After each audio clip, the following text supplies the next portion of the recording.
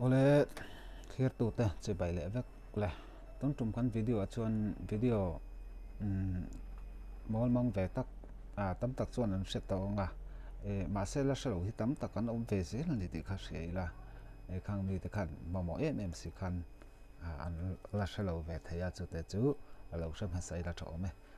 chu kan an siam do na chu kan siam tu ra chu WhatsApp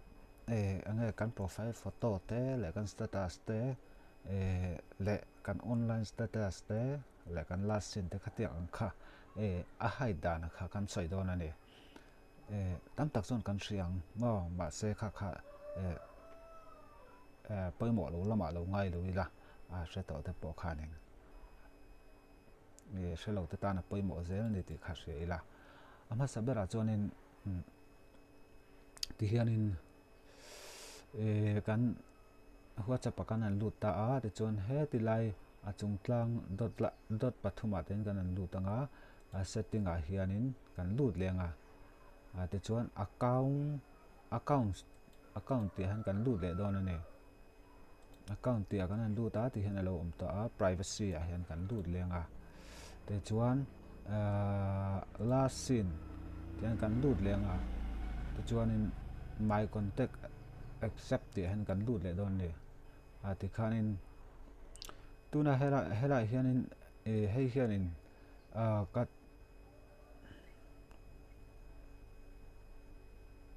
ka profile photo kha mu thei lo turin lo du tai la he hi ta hian ka juk tik mai don ani katia ka tik to chon he ti lai noi a hianin ka juk click lenga ka tiang khanin kan profile photo mu lo tur kan du piang kha tiang khanin kan click anga kan juk tik anga ti khan te chon mu tur kan du piang ne na khanin kan an tik le don ni ti chuan kan du to ka kan mulo tura kan ti ho kan tik zo nu khan ta hianin he lai pola te hianin kan zu tik le don ne chuan kan last sin po chu tiang bok chu nia my contact accept a tho hian nia ti khan kan last sin mulo tura kan du ho ne na khanin ti khan kan an tik zel don ne ti khan kan tik zel anga ti chuan kan du tok kan tik zo nu khan helai a hringa te hen kan zu tik le don ne ti chuan ka tianga kan tik ho khan kan last sin kha an lo mu thei do mi lo ti na ni chu tiang bokin kan online status atia kan vo online WhatsApp kan du online ti mi nan lo bu kha ka mi mul tu man mulo se kan du chuanin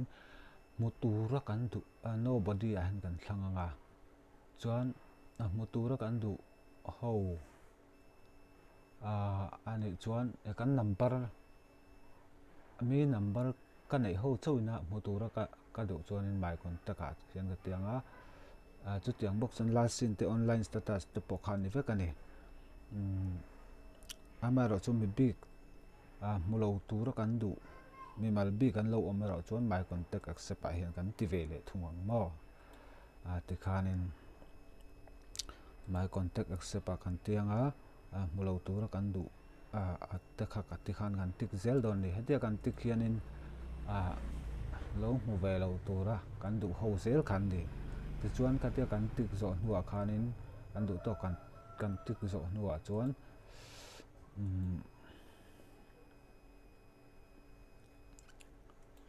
ti hianin a hring te hian kan zu tik le don ni ka tiang che kha ni ti chuan status po kha mi pakhat ni khat chawina mutura kan du ang chi alo om chuanin ta khan status a khanin tuna ka lu na kain lo mu man lo takin he status ti hian kan zu click anga ti chuan ta khan my contact accept a khan kan click anga ti khanin mulo tura ka du ho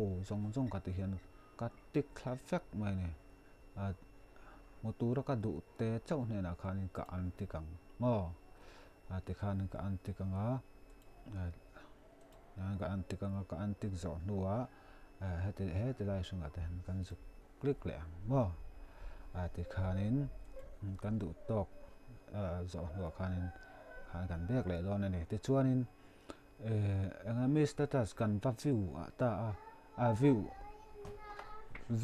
view khan lo lang lo se kan du chuanin hei te hi red receipt hi kan off de yang mo te chuan katiang zel khan ya last in te profile photo te about te status te katiang che sim lo tur kan du ne la chuan kan du ming zona khan kan tik zel don ani ain ang thada uveka chuan about atang hian soifi alokila everyone kan da chuanin mi kan number nei sim ka chuanin kan online status kha an number lo nei kher lo mai la an lo mu thei don ani chuan mai contact hi chuan an number kan nei te chau khanin ka online status kha an mu thei ang ka number lo nei ma se an number kan nei ve lo chuan an mu thei don lo ani chuan my contact accept chuan mutura ka du mulo tura ka du ho te ka tik ho zong kha chuanin an mu thei don lo ni chuan nobody chuan tu main kan an number kan nei amo kan number an nei amo khang ti ang chi po kan tu main an mu thei don lo ni kha te kha